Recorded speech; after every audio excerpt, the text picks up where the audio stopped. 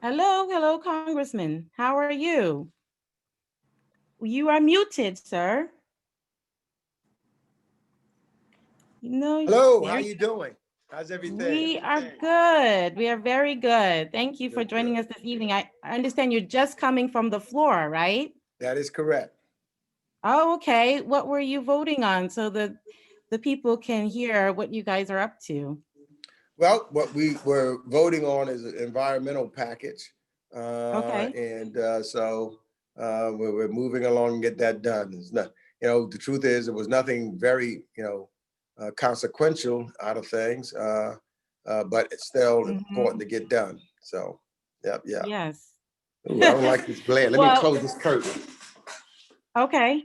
Okay. Well, while he's doing that, ladies and gentlemen, thank you so much for joining us on our town hall, the Beyond the Return town hall, investing in Africa. This uh, event is being held by Ghana Diaspora Public Affairs Collective. You can learn more about us at ghanadiasporapac.org. And this event is in collaboration with the One Voice Africa Coalition, which is a coalition of organizations, African diaspora organizations that you all should be a part of. So if you go to onevoiceafrica.org, you can learn a little bit about that, about the coalition. But we're so happy to be part of the series of events focused on African issues during on the background of Congressional Black Caucus. And if you haven't already registered and participated in some of the sessions, we encourage you to do so. The Congressional Black Caucus annual legislative conference is virtual this year, so there's no excuse to not be tuning into all the issues.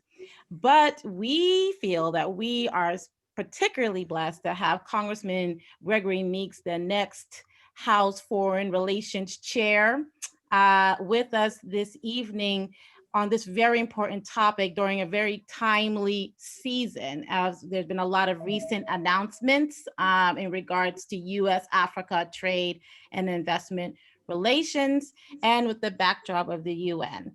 So, Congressman Meeks, I don't think you need much of an introduction, but you are the esteemed gentleman from New York. And we are just so blessed to have you here because we feel that you've been a champion on US Africa issues, but you've also been progressive in the outlook of it and realizing that it goes beyond aid and that what we're talking about here is a viable economy. And what we're talking about is serious partners at the table when we talk about diasporan investors. And you've been a champion of that, and we know that you love Ghana, and so we really are so blessed to have you. And what we love to hear from you this evening is what your thoughts are with the advent of coming off of Beyond the Year of Return, going towards Beyond the Return, as well as the Africa Free Trade Agreement, and what you know about Congress's priorities, potentially with a new Congress coming in next year, and potentially Africa rising as a priority for the House Foreign Relations Committee. What could you share about your thoughts and insights that we should know as diasporans? Well, let me first thank you for the invitation to join today. It's indeed, it's an honor. And let me, just talking about and thinking about this week's events, remind us how far we have come and sharpen our hearts and minds as we push forward together. And I will share some thoughts on the current state of affairs in the United States and how they impact our capacity to engage internationally and including in Africa and in Ghana specifically. But first, let me just say, 2020 has been truly unrelenting. Just this week, America surpassed the grim milestone of over 200,000 lives lost to COVID-19. The pandemic has laid bare structural inequalities in the economy and our system of healthcare, as the burden has fallen disproportionately on communities of color. The national protest continues to exist against police brutality, and structural prejudice is forcing the nation to confront its long and ugly legacy of discrimination. Furthermore, the forest fires of the West Coast, hurricanes and flooding events and stark reminders, they are stark reminders that the threat of climate change is no longer something to consider in the far off future, but with us already today. And it's getting worse, and it's all over the world. This administration's failures on all these fronts have caused serious harm to Americans at home, but also to America's standing internationally. And it is urgent that we get back on the right path in a rapidly changing world as we seek to tackle intractable challenges in the coming years and decades. Now, as you just indicated, I put my name forward for the candidacy to become the next chairman of the House Foreign Affairs Committee. And you should know that I've served on that committee for my entire tenure in Congress. And if successful in this race, I'd become the first ever African-American chair of this committee. An honor after 2 decades in Congress, but also an opportunity. It is something that is important as I think about one who was so close to Ghana and to the continent of Africa, the late, great Donald Payne Sr. And I know if he was alive, he would be there. And he would also tell me, as I hear him saying that I need you. It's a team effort. I need the diaspora. I need the business community and the civil society to pitch in. So briefly, let me begin to rebuild how we need to rebuild our status in the world from Congress. First, I think that we've got to invest in diplomacy. One of the best avenues for change in both the short and medium term would be to revamp our State Department and support our unsung heroes on the front lines. Unfortunately, under the current administration, there's been a genuine gutting of our diplomatic corps and the ample evidence of historically low morale among our nation's foreign service. So it's not just about funding, it's looking at hiring practices and promoting and retaining talent and getting underrepresented communities into the pipeline. The last point matters a lot because our foreign service, diplomatic corps, and international development experts should reflect the diversity of America itself. That would make a change in our relationship with Africa almost immediately, I believe. So we must also re-engage with allies and, where necessary, adversaries. America and the world are stronger when we and our international alliances are strong. So let's get back into multilateral frameworks that make the world a better, safer, and healthier place. And it is only if we are back at the table can we encourage the important regional and economic integration that is moving forward on the continent of Africa, some headquartered in Ghana. Believe me, I will also engage the African Union to make sure our efforts are multiplied through such multilateral fora. During the financial crisis, as chair of the Financial Services Subcommittee on International Monetary Policy, which oversees America's engagement with multilateral development organizations like the World Bank and the African Development Bank, I had the opportunity to lead several bipartisan congressional delegations across the continent of Africa.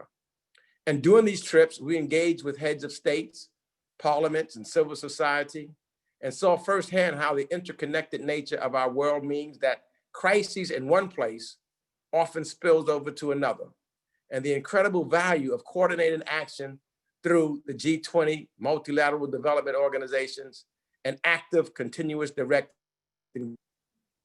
Whether speaking hard truths to leaders or those who are feeling their populations, meeting with civil society, fighting for change and the rights of oppressed minorities, or engaging with Pan-African organizations, will be there.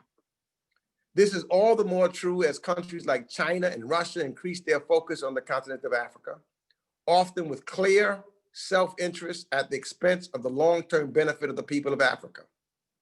Showing up is half the battle.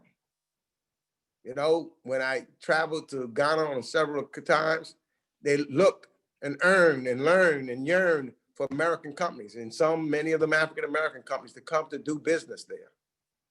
And that's what this is really important. Many countries in Africa have demonstrated an incredible capacity for transformation over the past 2 decades. America played a crucial role in leading the push for debt forgiveness for the world's poorest countries including most of Africa's debt to multilateral development organizations, as well as bilateral debts to rich nations. Similarly, America's support for capital increases at the World Bank and African Development Bank, as well as continued funding to and reforms at multilateral development organizations, including prioritization of work in lower income countries, help foster the rapid growth seen across much of the continent. And Ghana, yes, is a prime example of this. Ghana today is completely unrecognizable as compared to 20 or even 10 years ago. The pace of development has been staggering, and it is heartening to see Ghana accomplish this while remaining an open nation, working closely with and trading actively with its neighbors, becoming a regional hub for travel, manufacturing, agriculture, and financial services. And Ghana has retained very strong ties with the diaspora across Europe and America, and welcomed a growing number of Americans and Europeans as tourists, trading partners, franchisees, and increasingly investors. That strikes me as a sustainable path for development, and one that will benefit Ghana by diversifying its economy, diversifying its trading partners, and reducing pressure on the country's balance of payments. American companies are too often absent in Africa, which will hurt us tremendously in the long run, as Africa has a young, vibrant population that is fast and has the fastest growing economies. But Ghana offers a ray of hope as to how things can be if we invest in the relationship and actively engaging as trading and investment partners. Ghana has served as a hopeful reminder of benefits of democratic processes and investments in governance, the capacity to hold peaceful elections, as we hope Ghana will once again do in December, to have peaceful transition of power, something that we may have a problem with in the United States of America based upon statements recently made by the current president, and continued investment in the governance and infrastructure and government accountability mechanisms should not be taken for granted, as we are learning here in America today. And America's commitment to human rights must remain unwavering. Doing so is not only the right thing to do morally, but it benefits countries and regions by again fostering peace and stability and promoting inclusive economic growth. Africa must also be at the forefront of clean energy and climate change, being both among the most exposed regions of the world, but also one with the most to gain from clean energy and environmental sustainability. There's a tremendous opportunity for partnerships here. Finally, let me say I'd like to close with a few thoughts on the COVID-19 pandemic and Africa. Many of us are so traumatized by memories of the devastation of AIDS in Africa, Ebola most recently, and repeated images of African nations failing to adequately prepare for and address the healthcare needs of their populations.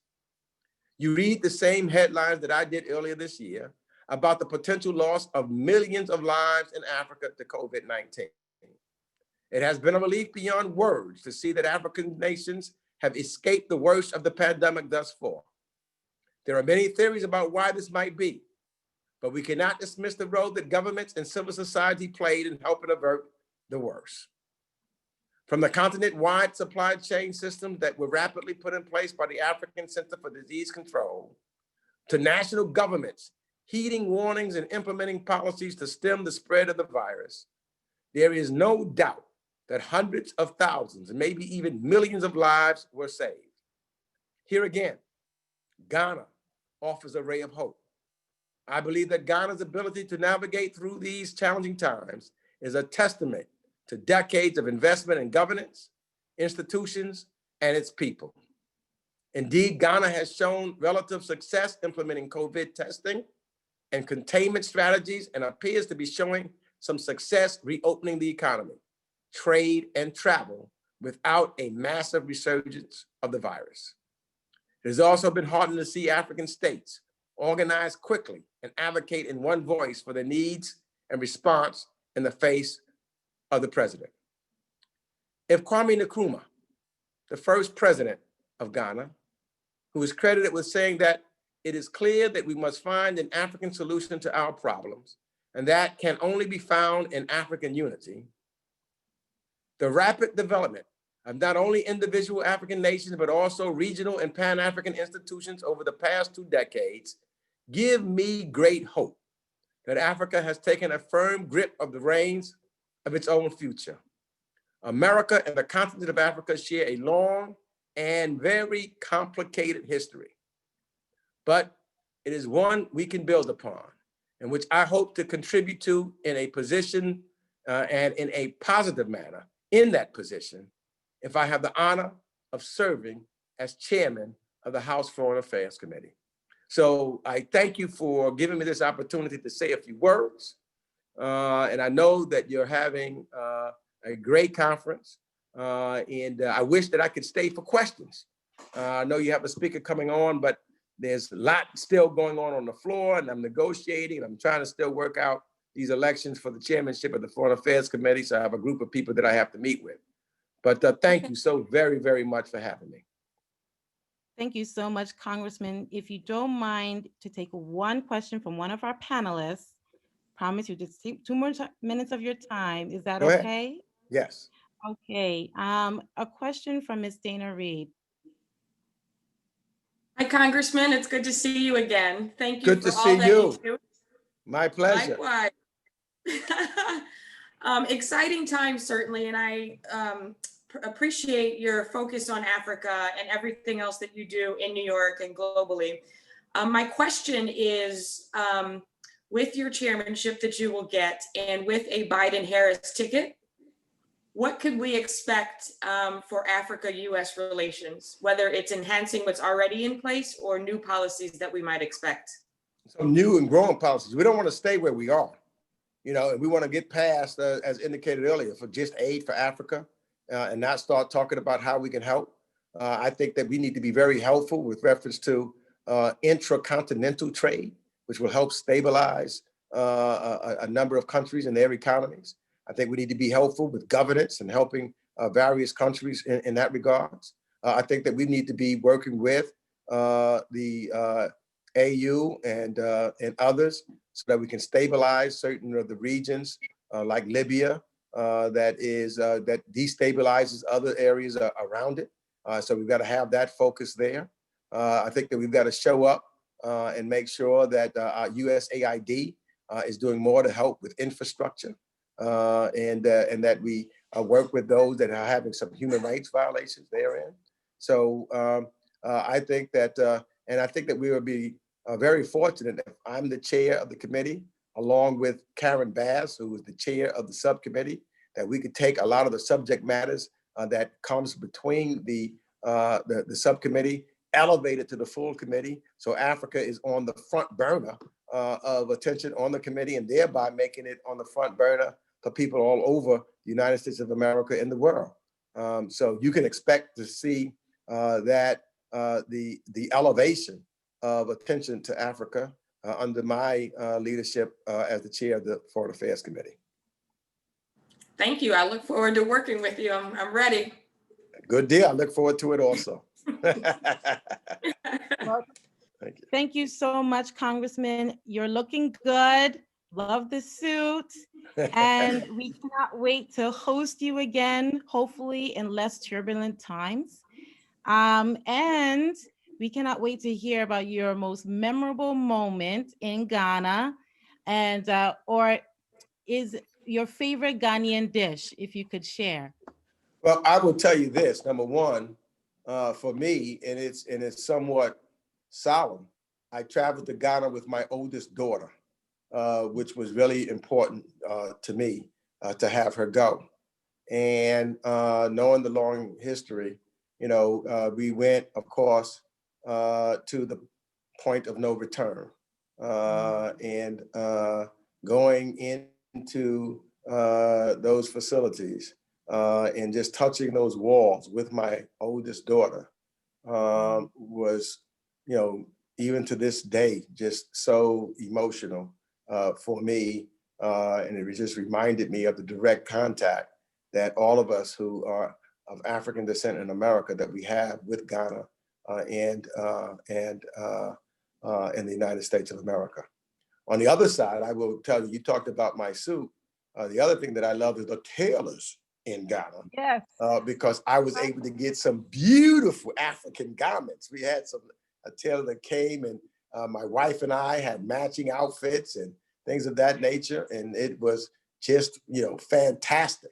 So we still, in the summertime at times, even coming to Congress, I just put on my what I call my Sunday best Guyanese wardrobe.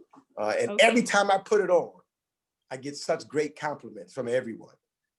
Yes. And then the other piece that I think that is most spectacular about Ghana is its people. The warmth reception that we got from diversity, and we continually get from our brothers and sisters in Ghana, is something that continually warms my heart and makes me feel most welcome when I'm there, and the conversation that we have. And being there for the 50th anniversary of independence was another tremendous honor that I have, just to look and to see the pride that individuals have for just a short 50 years, how far it has come. It makes me feel, and it fills me up with pride. So some great memories of being in Ghana. I got some great pictures also with the people. We can see them. We'll love to see them at some point. Thank you so much for joining us this evening. I know you have important matters to tend to, but we enjoyed our conversation this evening, and we know that there's more to come. Thank you. Look forward to continuing to work with you very closely. Okay. All right. Thank you. All right now. Take care. Okay, everyone. So we are missing our second special guest, Director BBO, coming from Ghana.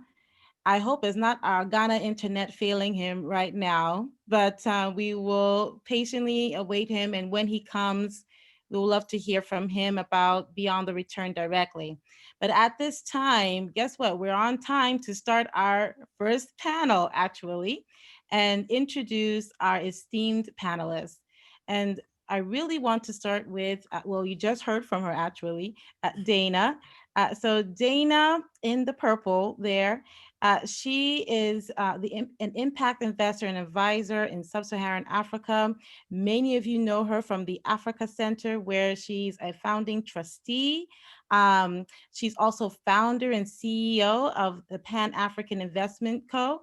and an impact investment firm for SMEs, which is great, right? Because that's what we're talking about this evening. We're really trying to get to the matter of, you're hearing about these big initiatives that Congressman Meeks just talked about, but how do we get it down to the ground with SMEs? And she has 25 years of experience in finance, coming from Goldman Sachs, JP Morgan, all the big ones, right?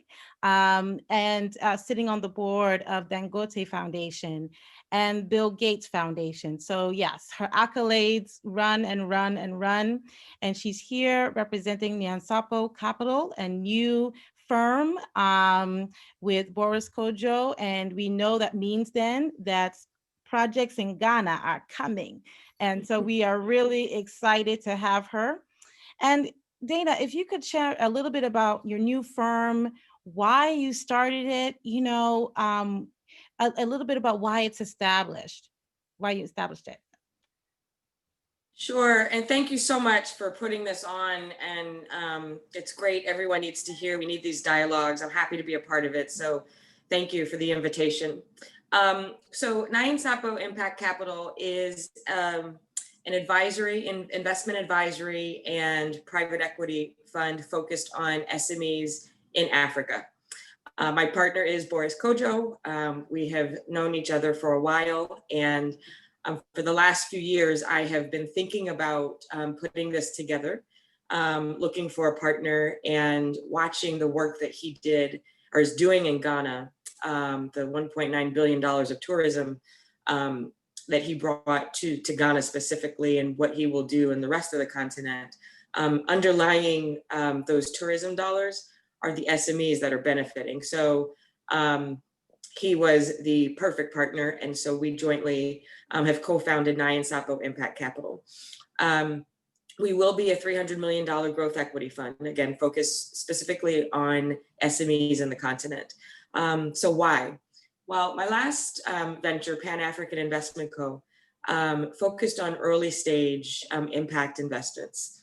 Largely, oftentimes we were the very first institutional dollar, so very, very early stage, which is fantastic. And, working hand in hand with the entrepreneurs to grow their businesses. What we've learned since then in the last couple of years is if you have spent, I've spent almost a decade now focused on Africa, watching these companies grow, getting to know the entrepreneurs intimately, getting to know the investors, getting to know, I call them friends now overseas, some of whom are on this panel, watching all the dynamics and many of the trends that the Congressman was talking about. So over the last few years of watching this and continuing to invest and continuing to advise, I looked up and we have a pipeline of investable transactions that's north of $100 million. Wow. That's a lot of transactions. And these are companies, again, that we've known for several years now that are, transitioning to their Series B fundraise. So for those that may not be totally in tune with finance, $100 million of a pipeline is a lot. And so we realized that. We also looked at our partners on the continent, who again, they're friends now over the years. And while we have done deals here and there with them or have helped one another, we have never formalized a relationship. Also, sort of our current team, and I'm happy to say 3 of which are Ghanaian, hold Ghanaian passports, Boris included. Our immediate team, they're people that we have known, for years. We just never formalized. We were, sort of doing one-off things together. So we put all that together and we decided what a collaboration we have here from the United States, African Americans investing on the continent together. That really hasn't been done to this magnitude. For us, it's very organic. We didn't, there's no 5-year plan. This is just who we are, where we've been and where we're going, and we're doing it together.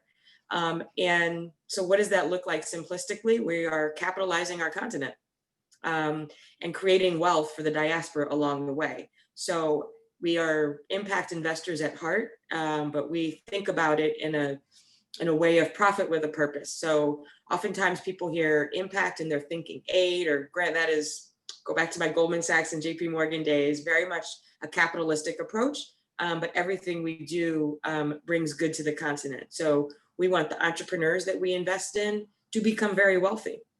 We want our investors obviously to get the return, but the investors are important to us.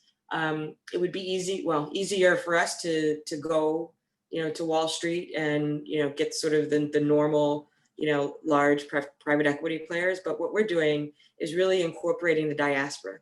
So we want our investors to look like us. We want them to be reflective of Wall Street and our streets, so that we're doing this together for us, by us, and we're going to capitalize our continent, and we're going to have a great time with all of you doing it. So that's, I could go on, but I'll pause there. The other thing that I think we'll get into later is the sheer dynamics of what's happening on the continent right now. I mean, the CFTA we're going to talk about in a little bit, the IMF, last year's fastest growing economy list, 33 of 54 of Africa's countries were on that list. So 3 of the top 5 fastest growing economies in the world are in Africa. You're seeing the rapid modernization. You're seeing GDP growth that's 10 times what China's was 30 years ago when they had their transformation. There's increased governance. So the stage is set. And so we're here to do it with our partners on the ground and with us in the States too. Thank you so much for that. And I think you slightly touched on it, but if you could quickly just sort of define what the missing middle is. Sure. So that's important. Thank you for bringing that up. So there have been, which is great, there have been a lot of VC funds, venture capital funds popping up, investing in Africa because of all of the startup technologies that are happening. And so there is a lot of early stage capital that you're starting to see, which is fantastic. And so they're also on the other side of the spectrum, starting to see more of the infrastructure dollars. So the very, very large building dams and hydro projects, the roads and just infrastructure. And so that leaves us with the missing middle. There's startup capital and infrastructure capital, and not a lot of people focused on, growing the $50, $100 million business. So that's our sweet spot. And again, I started on the VC side and have sort of over the years grown with the companies. And so the SMEs, they really are the middle child. They don't get funded. People are excited about the VC tech that's happening, then they're excited about the roads that they can touch and feel. But there are regular manufacturing businesses, just things that we would see here, waste management plants. People call them boring businesses, but they are cash flow producing. And they have a hard time finding investor interest. And so we term it as the missing middle. And that's what we focus on, providing that growth equity for SMEs. Thank you so much for that. I think that was really great and informative. Next, I would like to introduce Dr. Guevara Yao. He comes with a powerful name because he's a powerful person. So Dr. Yao is Senior Director for West and Central Africa in the U.S. Africa Business Center at the U.S. Chamber of Commerce. So if you didn't know that that existed, now you know. It was created just a little over 5 years ago. And Dr. Yao oversees programs and policy initiatives to broaden commercial relationships between the US and markets in West and Central Africa. And of course, he's a fellow Ghanaian. So we're so glad that he's in that position. He works closely with the chamber and chamber member companies and government leaders to deepen and expand these relationships. And he comes also with 20 years of experience in economic integration, infrastructure development, the whole nine. So if you have questions about specific sectors, this is the guy you want to talk to. And we want to just hear from you, Dr. Yao. Exactly why did the Chamber create the U.S. Africa Business Center? What does that mean as far as the Chamber's priorities? And I understand that there are a few task forces that exist there at the U.S. Africa Business Center. What are they? Thank you very much. I'm happy to be part of this discussion, very interesting discussion. I really like the way you actually gave me the Ghana nationality. I'm actually from Cote d'Ivoire originally, but what is interesting, yeah, what is interesting, I happen to be at the border, right at the border. So I'm the last village of of Cote d'Ivoire getting into Ghana. So I think it really applies. I feel also from Ghana. Thank you for this question. I think it's a very interesting question at very interesting times. As you all know, the U.S. Chamber of Commerce is the world's largest business federation. We have over 3 million members of all size sectors. This year, we celebrated about our 108 years. However, as far as Africa is concerned, the Chamber started a dedicated program of work for Africa about a decade ago. It started as the Africa Business Initiative, and then it was formally, it was formalized in 2015, the one we're talking about now. We start calling it the U.S. Africa Business Center. So this is really the Africa practice of the U.S. Chamber of Commerce. And the three main objectives, right? We've seen what is happening on the continent, and members really losing market share on the continent to Europeans, to Chinese, has really pushed the U.S. Chamber to put this program together. And the three main objective that we are looking at here is really how to lead a center, to lead the U.S. business community in a new period of unprecedented engagement with Africa, African countries, and regional economic communities. As you know, the perception on Africa, investing in Africa, is not always the best if you look at what is portrayed in the media. So we see that there is a need to actually drive that narrative to changing that perception. So this is really one of the mandate that we actually following. The second objective is really to deepen ties with established private sector. We speak about SMEs on the continent. A lot of people don't know that you have more than 100 companies on the continent with more than $1 billion US dollars revenue. So there is quite a lot of potential, just that people are not aware of that. So we actually we're working very closely to tie this business relationship. The last point is really to bolster partnership with the continent SMEs. And it's important when you talk about SMEs to also be able to categorize, because SMEs in the US here goes up to 1 billion. On the continent is different. So it's important to have that in mind. But in carrying out our mandate, we engage with all levels of African business ecosystem, looking to amplify the benefit of US-Africa cooperation on the business and trade. There is, to us, a big gap when we started. Right now, there is still a lot of work to do, but I think we have made a great stride bridging the gap between the US businesses in Africa. For us, the next frontier is advancing policies to attract greater investment and support trade with our partners throughout the continent. This is really what I go to every day to work to do, leveraging our task force you just mentioned. We have 4 key task forces. The first task force, four task force. Okay. That we have members of the US Africa Business Center clustering and working on a weekly, sometimes on a daily basis. The first task force has to do with digital economy. The digital economy is extremely important. So all the key companies that Microsoft, Google, Facebook, all those companies really meet together and discussing all the key issues that they see on the continent and how we can really help to improve policies regarding that sector. The second task force has to do with trade. We talk a lot about the Africa Continental Free Trade Area. There's a lot that is at stake. So we reflect on that with that task force, see how we can be a partner in making sure the Africa Continental Free Trade succeed.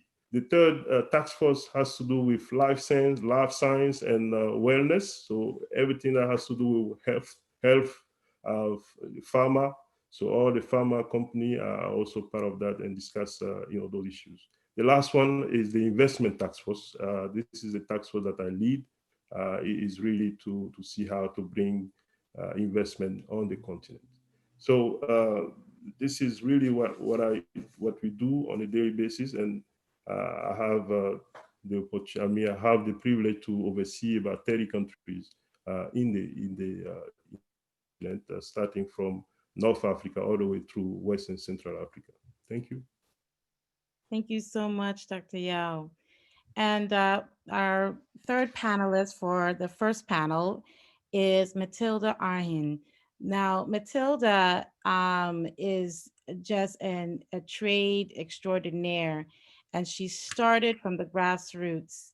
And that is one of the most amazing things about her as head of the Ghana International Chamber of Commerce, based out of Atlanta. So Matilda is a marketing magnet, and she knows how to sell, as Dr. Yao was just talking about the difficulty sometimes, surprisingly, of selling Africa business. Matilda knows how. She has hosted several presidential and ambassadorial and trade delegations from Ghana to Atlanta, and has been doing it for so long. How long have you been doing it, Matilda? 2012. Yeah. Yes, 2012. And one of the biggest things I wanted to ask you was, with all this recent interest in Ghana, particularly, how does it feel different for you at Ghana International Chamber of Commerce? Is it easier now to conduct the trade missions? Has anything changed for you? Not really. Thank you, Ajwa. Thank you. It's a great panelist. I've really enjoyed the conversation. Not really. I think it's increased more because of also what is happening here on the side of the world. There is a increased interest in doing business and also visiting the continent. So yeah, I would say it has increased, pleasantly so. Yeah. Okay, okay, fantastic. Well, we're going to go right into the questions, you guys. We've touched on some of these topics, but we want to get deeper. And I see all the questions that are coming in from the attendees. We're going to get to those questions. Trust me. We're going to talk about China. We're going to talk about it all. But let's start with this. Let's talk about AGOA. Matilda. So we are 5 years from when AGOA is set to expire, which, established duty-free access to the largest market in the world. What success has you seen as a result of AGOA? It's been sort of a mixed opinion about it. In your mind, for particularly SMEs, what success have you seen due to it? Are there particular sectors that have done particularly well? Well, yeah, so the success has been one way for the AGOA. It's been more the US side, benefiting from the AGOA because I think Africans, especially, well, let's say Ghana, let me use Ghana. I don't think we had the understanding of how to maximize the capacity or what has been given to us within the AGOA sector. So we did not make use of it at all. So I am really worried that is about to expire if we do not have any changes, in the upcoming election. But on the US side, of course, it kind of pushed the agro sector. Most of the US companies doing business agro sector, they used AGOA to do business on the continent and even in the car manufacturing and then car export business, they all went under the WTO, under the AGOA. So we probably need to educate ourselves more on the AGOA or then rely on the Continental Free Trade Area to benefit from what is happening here. So for those who are listening, some of these inspiring investors, if they're not already, should they be looking at agri, or are there sectors that you think are coming up that are starting to catch up to, the benefits of AGOA? When you look at Africa, because of the Africa Continental Free Trade Area, you have to understand every African country and what their needs are.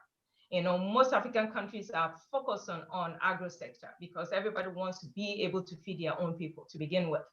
Ghana, we've been blessed in our infrastructure that we are now also going into manufacturing.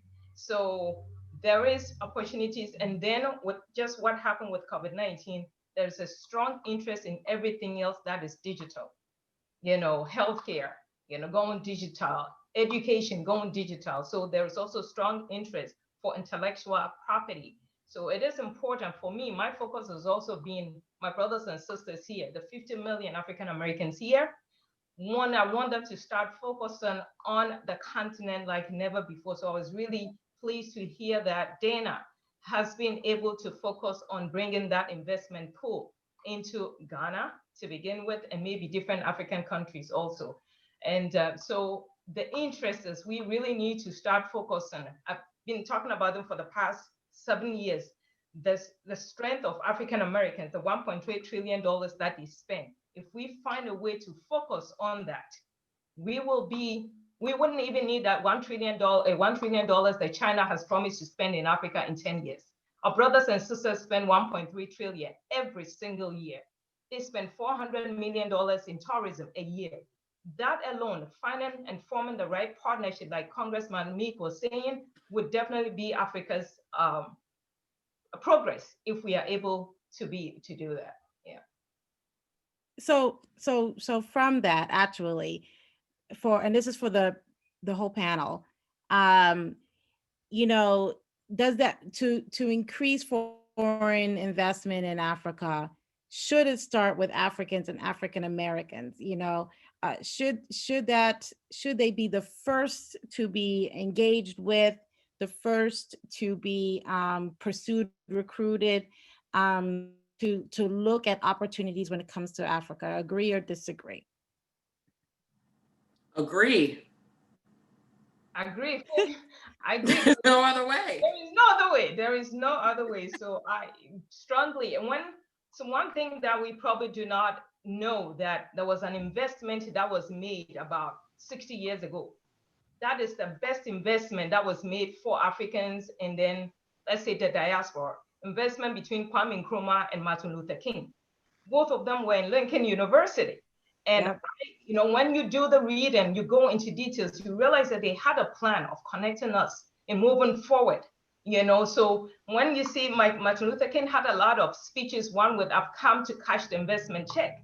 And then when he said, "I've been on top of the mountain," it was that relationship between the two of them, seeing what is possible on the continent if the two of us come together, you know. So at this point, when you even look at, we talk about aid, what is aid? You know, Africans in the diaspora alone, we send about $50 billion a year to the continent. So if we are not able to focus strategically on that aspect as investment, but then we go and borrow what, 2 billion from China and then give them 10% of our bauxite, we failed. All of us, we failed the 2 billion Africans globally. So I think we need to start looking at strategic relationship with our brothers and sisters globally, of course, starting from here, and then see how we can build everything else forward. I was really pleased to see that even beyond the return, they have something called the 7 pillars. Within the 7 pillars alone, if we really put our heads together, we'll be able to come up with something for the Continental Free Trade Area to be successful. So to that, we say, okay, we should be the ones leading the charge, but we're often the ones not sitting at the table.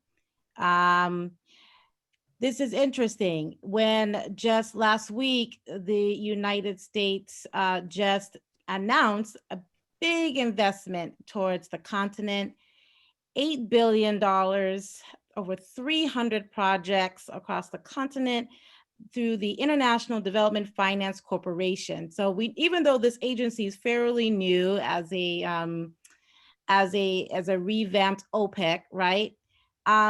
It was stunning to find that a lot of diaspora investors aren't aware of the DFC. So Dana, what are your thoughts about that? Why do you think so many diaspora investors aren't aware about the opportunities of the DFC? And is there things that the DFC could be doing to connect diaspora investors to African SMEs at a faster rate? Yeah, so I commend the DFC on making that commitment to Africa. Some of us knew about it. So just for, so sort of sets the stage. So January, the agency was announced. So this is very new. March, they released the RFQ for the $8 billion. So it was a very quick turnaround. And so, you know, I guess your question, like, did they even know the African American firms? And so obviously it was a government bid process, and so anybody could participate. But if you're seeking private investors, they likely don't know what a cage code is, don't know what an NAIC code is. They might not have them. So, you know, was there time for, you know, the diaspora firms to prepare? Or do you go to the same well and, you know, in DC and just get what you know? And so, you know, I think it's difficult. I think it's unfortunate that there is no representation from the diaspora when there's $8 billion going into our continent. And I think it's just very simplistically, you know, if you just to your previous question about should African Americans and Africans be first in line. I mean, if you were to look to invest in Israel and all of their great tech that's happening, and you're doing it from here, you likely would find a Jewish firm. Mm-hmm. I would, right? They know the culture, they've been there, and so when it comes to Africa, for some reason, you know, we're here staring at you, right? And so when you do go with people that intimately know the continent, that are from the diaspora, the benefits are, let's assume everyone there's an even playing field, and everyone knows finance if you're in this conversation, if you're in the room, right? So then what's the next step, right? Do you really know the culture? Do the people on the ground trust you? Do they know you? There's 54 different countries. I don't even know how many thousands of different languages. Is a non-represented firm going to be the most effective? Do the Africans on the ground want to work with people? Like, who do they want to work with? Do we ever ask that question? Right? It's like, we can't just lead with what we think we know. And also there's just an innate passion. I think that if you are, of African descent, myself included, like, we want Africa to do well. So outside of my, Goldman Sachs training and my calculator, my drive for success when it comes to Africa, it's innate. Like, and that's something that can't be taught because it's inside of me. And so I am going to work 10 times as hard on a deal involving Africa that I would, here. And that's, again, not something that can be taught or trained. It is what it is. And so that's my personal view, that yes, we need to be at the table. I think that is how you create the success, by including people that know the continent best. And so how do you do that? It's interesting.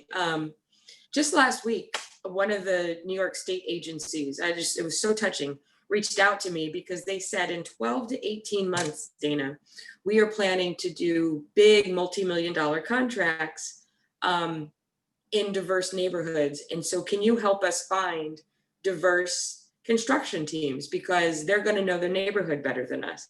And so I said, absolutely. I'm happy that you reached out. Here's a list. I could rattle it off the top of my head. They said, no. We want to get to know them over the next year so that when we start the bidding process, they know our process. We know them. We've had some wine and cheese, however you do that over Zoom now, I don't know. But you see my point, there was a relationship, and it's not just people turning in pieces of paper. And so I personally, would love for the DFC to reach out to us, starting with everyone on this call, and get to know us and let us know about their process, because it is the new agency. It is taxpayer dollars, right? So I feel like we should know each other, and then we can make decisions on who should be investing on the continent and what that looks like. Yeah, sometimes it takes us advocating for ourselves.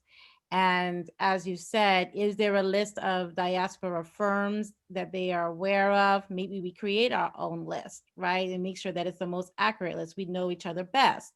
Do we know all the terms and all the requirements and eligibility hoops to jump through? Maybe we share that knowledge with others, those who have gone through the process, so that we train each other up, so that for the next bid process, we're more prepared. I do know that DFC has announced an African Impact Advisor program. I believe it's to identify those on the continent who can be source experts. But this is, again, where it can be a missed opportunity if they're losing out on the human capital and resources in the diaspora, right? That understands the US environment, for example, as well as home, right? As the continent. So I think that sometimes we have to make that case the best, and any ways that we can do so collectively could be the answer. So Matilda has mentioned this, Dr. Yao has mentioned this about the Africa Continental Free Trade Area Agreement. That could be the best case as we start to more collectively advocate on one accord, right? I mean, that's the idea anyway, is to provide an opportunity for Africa to create the world's largest free trade area with the potential to unite $1.3 billion. And everybody on this call knows about it. There's been a lot of hubbub about it. But I want to get to the matter. So Dr. Yao, in your opinion, what are the opportunities that you see already, and just the initial frameworks that has been outlined for African American and diaspora businesses looking to establish roots on the continent through this agreement? What kind of policy framework do you think should be part of the final rollout that could help create mechanisms to bolster engagement with diaspora businesses and investors? Thank you. That's a very big question. Let If me you could, off the top of your head, the first thing you would do if you were in charge. No. I have to say that the opportunity for on the continent are really endless, right? And I mean really endless. Africa, like you said, is the next frontier. It offers attractive opportunities for companies of all sizes. And if you are a company that are intentionally looking for the right fit, I think Africa could be an opportunity for you. But if you think of Africa as a monolith, you may look away. But if you do your research, you see that there are a lot of pockets that hold tremendous promises. Africa is home to many developing economies that have higher return on investment compared to developed countries. And if you are basically interested in finding a niche of investment, Africa could be the place to look. As people say, Africa make a lot of business sense. Most countries are developing industry beyond the extractive sectors, ranging from basic consumer goods, services, manufacturing, transportation and financial services, telecom, biotechnology. Those are sectors that we have really seen that are flourishing. There is also a significant synergy between Africa business landscape and the African American business, if you want to ask me, because the region is really at the developmental stage where African American are especially well placed to be competitive. What Africa needs, in my view, is mid-sized company who have capital and technical capacity and can support the continent industrial growth. This is really what people are looking at. So if many Black-owned business that are really struggling now here in the US, I think could fill that gap. The opportunity is setting up in Africa to make and produce locally manufactured products. And this may be setting up new companies and investing in existing and smaller companies that can be grown. If you look at what the Chinese and also the European mid-sized company have done, you could see that there is indeed a lot of opportunity for African American to invest and the US at large. You could also, personally, what I would like to see is that you have more of US real estate companies, to fill the housing gap on the continent. If you look at the countries that I know well, just Cote d'Ivoire, every year you have more than 500,000 housing gap that need to be filled. So the African continental free trade, in my view, present a unique opportunity for any investors, and more so for African American to really come and invest, and the diaspora at large, because like you rightly said yourself, as a diasporan, we know better the continent. We could be used as a medium, or if you wish, as the first set of investor, because we have both knowledge of the US and also of the continent. So to me, being able to look at the advantage that the Africa continental free trade present is important. We're supposed to start the trading the 1st of January this year. In July this year, we saw that it did not happen because of COVID. But hopefully next year in January, we'll be able to start.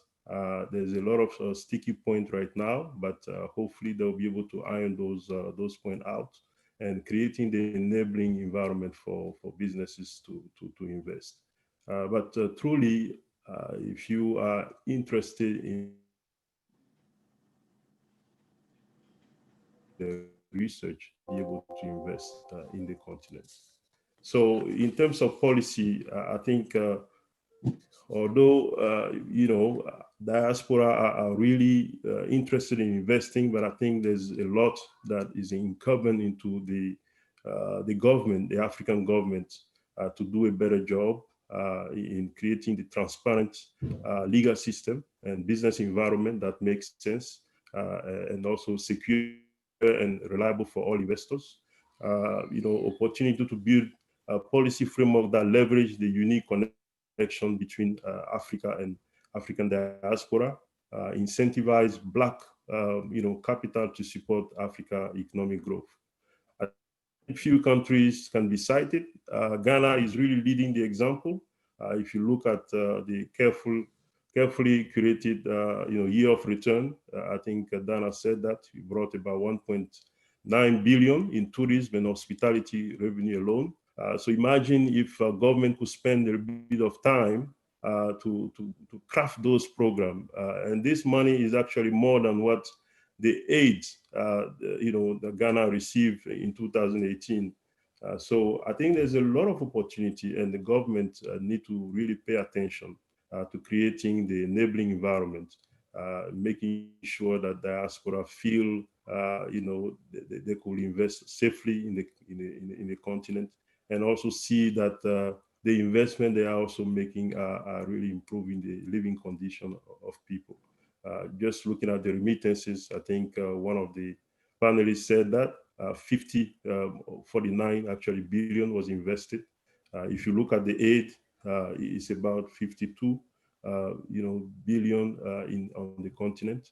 And to me, if you could focus on hearing and creating a platform to listen to the diaspora and hearing what really matter for them, there's a lot that can be done, and I think the policy need to be oriented in those ones.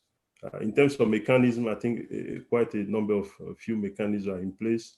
I believe you'll be speaking about the diaspora bond that the government of Ghana is trying to put in place. Nigeria have tried that.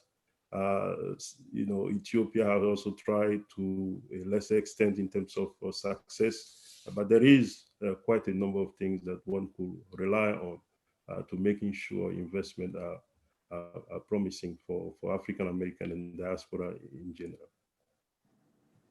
Okay, so thank you so much for that, Dr. Yao. You mentioned the Diaspora Investment Fund that Ghana created. Nigeria, as you mentioned, has already had one.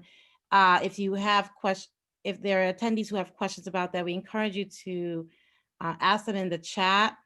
We encourage the panelists to start answering questions in the chat as well. But one question that we'll take live because of time before we go to the second panel is just about China. So this question comes up a lot, as you all know.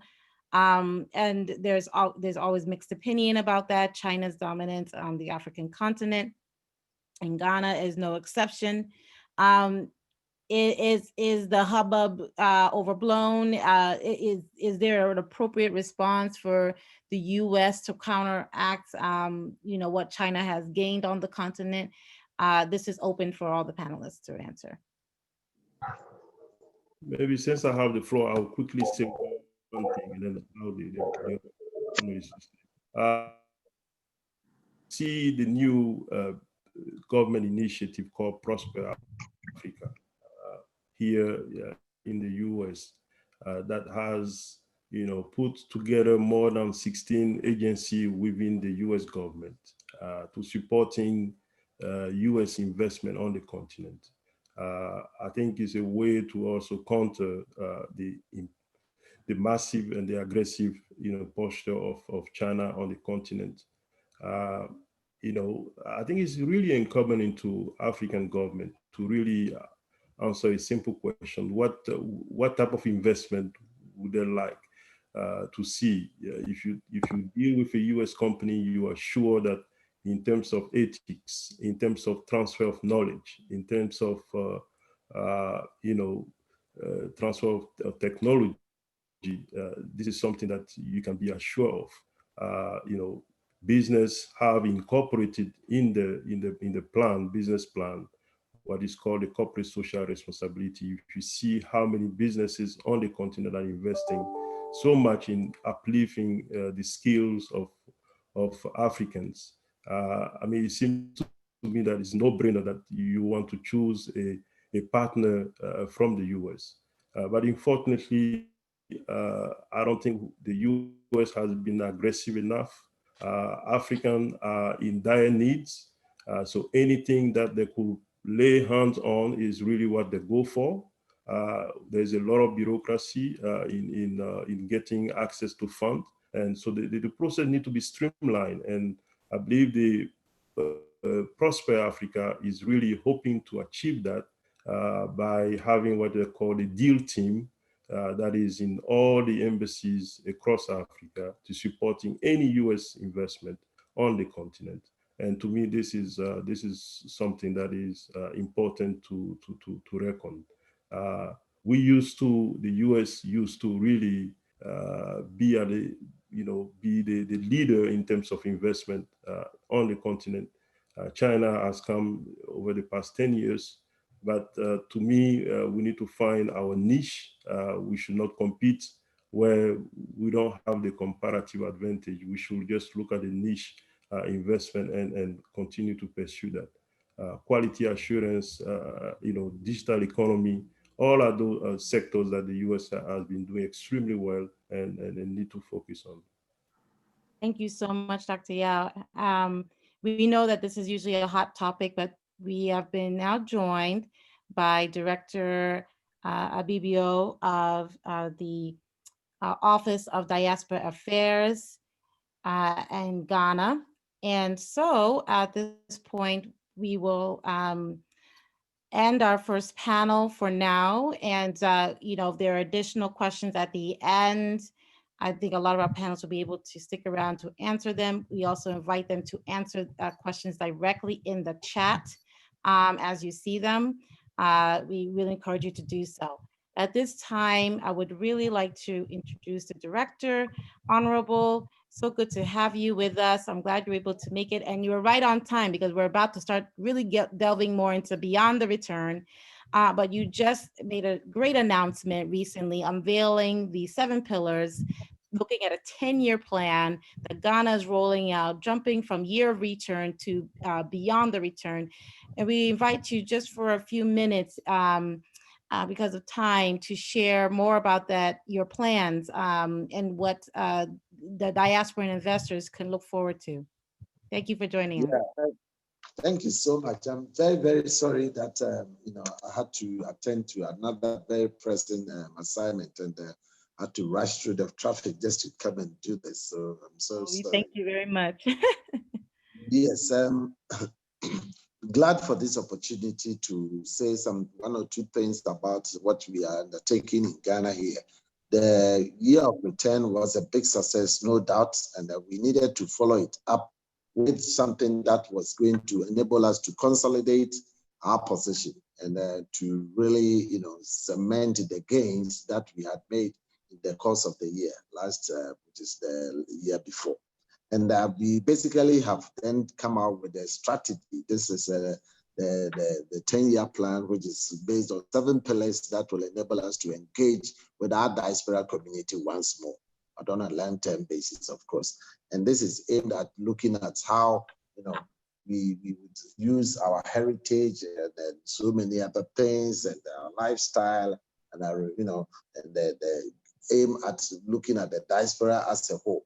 So on the whole, we are targeting a series of people that we can aim at, which is those based on their lifestyle are, who will be looking to come to Ghana to reconnect to their roots and experience social life, and the individuals who will visit Ghana on multiple times. So these are the heritage and the social diasporians, as we like to describe them. And then on the investment side, we're also looking at visiting those who will be visiting Ghana to find business and investment opportunities. This would include a few who will spend a few months out of the year in Ghana and looking for the business opportunities. And then there's also the lifestyle, right? Those who would be looking to, those who will be in the age group of 30 to 49, looking to permanently move to Ghana, and then looking for employment, business opportunities, stable income streams, access to quality education, and education, citizenship, and very important among these would be individuals who are falling in love with us. And then of course we also be targeting those who are looking to come out of retirement, who are going on retirement and are looking for new hopes, like how the English will settle in Spain for during their time of retirement. We think there's a large number of people who are out there who would also be looking for retirement places between the 50s and the 75 thereabout. They will be looking to see how Ghana could be a retirement place. And then of course there's a third generation that we would also be targeting. They are mostly descendants of Ghanaians living abroad who normally would visit during the Christmas period, and their key focus would be on December in Ghana programs, and we are looking to attract those people. Then the quick one will be on the area of the pillars, and based on these people that we are targeting, we know that we have to organize ourselves along some pillars. And these are the 7 pillars that we have anchored our program on. The first one is the Experience Ghana, which is the same in the context that I have just mentioned. We are looking at some core projects that will be inviting people of the global African family to visit and experience Ghana, creating memorable experience through Sankofa and healing journeys, cultural events and festivals, entertainment, nightlife, and culinary and other things that would, basically be peaking in December, and hoping to establish long-term connections with the Ghanaians and Africans in the diaspora. So this is the Experience Ghana pillar. The Experience Ghana pillar is meant to raise that awareness. And from there, we would also be anchoring on this diaspora pathway to Ghana. The diaspora pathway to Ghana would be the pillar that will enable people to have that adoption of legacy, legal and policy frameworks to enable us to facilitate their visa acquisitions and the institution of the visa regime that will be favorable to them. It will facilitate key diaspora pathways such as citizenship programs, educational and work exchanges, and the resident permits, of course. So basically, this is looking to see how we can get them to come and settle in Ghana, come and be part of us living here. And then there's that pillar which will promote the Pan-African heritage, which we believe Ghana is a key leader, and we want to maintain our status as our leadership role. So this focus would promote the Pan-Africanism and the Ghanaian heritage, developing pilgrimage infrastructure along sites of memory. When we say sites of memory, we have dotted along the coast and in some key places in the country. This time around, we are not going to be confining ourselves to the corridors of Accra Cape Coast, but also looking to see how we can get into the, the Midlands and to the north, like the Salaga slave market and the, Pikuru slave camps in the Upper East and the Central South. There are quite a lot that we need to do. One quick one, that's the give back to Ghana, is also going to be something that we will look to encourage the people in the diaspora to see how they can also come in and give back to Ghana. And these have been taking place already. A lot of the people in the diaspora, especially with the Ghana traditional country. I'm just listening now. Yes, are all looking to see how they can play a part and develop communities in Ghana. And that is the give back spirit that we encourage. Because there's also going to be Celebrate Ghana. And there will be a sense of national consciousness to be anchored on key cultural festivals.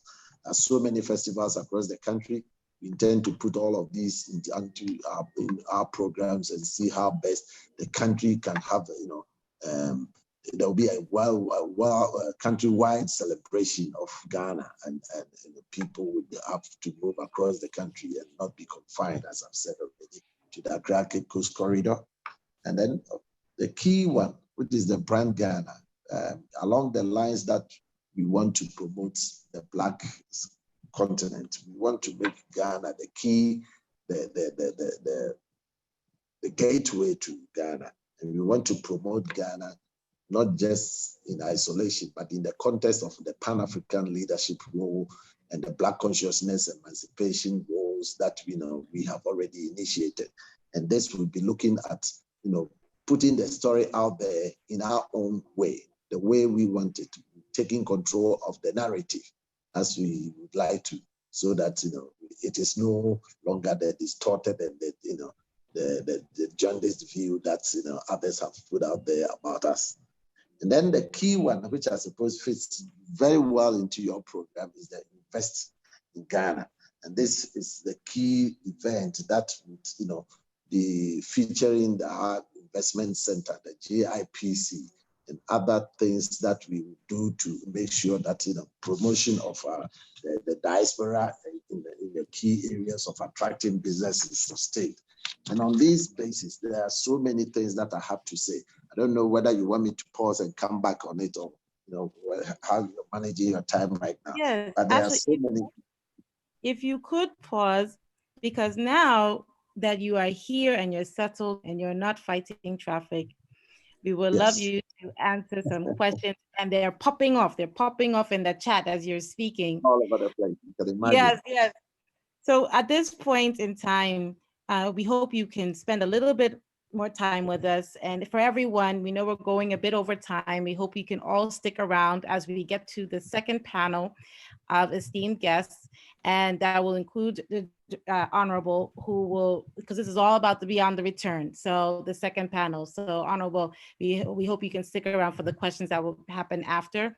I would like to introduce our Director of Membership at Ghana Diaspora PAC, Harrison Poku-Yeboah, who will be moderating the second panel on Beyond the Return.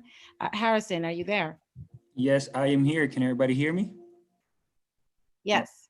All righty, perfect. Thank you very much, Adjoa, and thank you to all the previous panelists. I'm guessing we saved the fun and the jokes for my part, but I definitely enjoyed everybody's panel and discussion. I have three amazing people that I'm going to introduce.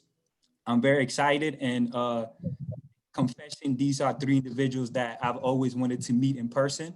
So I would say that virtually, I'll go ahead and check it off my bucket list. So I'll go ahead and take it that I've met him in person, even though we're here on virtual. So the first person that I'm going to introduce is a young entrepreneur. His name is Mr. Del Titus Bawa.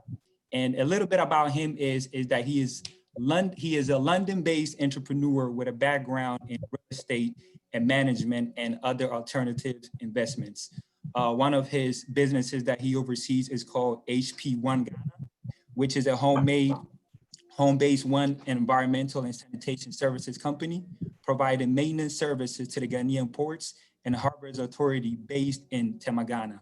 And he is also one of the pioneers of young people who promote and inspire young professionals like myself to pretty much invest in Ghana and come to Ghana. And with his efforts, he knows how to mobilize like-minded people to come to Ghana is very phenomenal. And he's a key player when it comes to discussing how the culture and sports could really impact this year return movement. So I'm really excited to have Mr. Del Titus here with us. And the first question that I'm gonna ask you, which is very simple, and I know a lot of people are waiting to hear, is can you please tell me or share your experience of the year of return, which was a big old buzz. Everybody was talking about it. And I think some of us here would like to know how your experience was as a Ghanaian entrepreneur.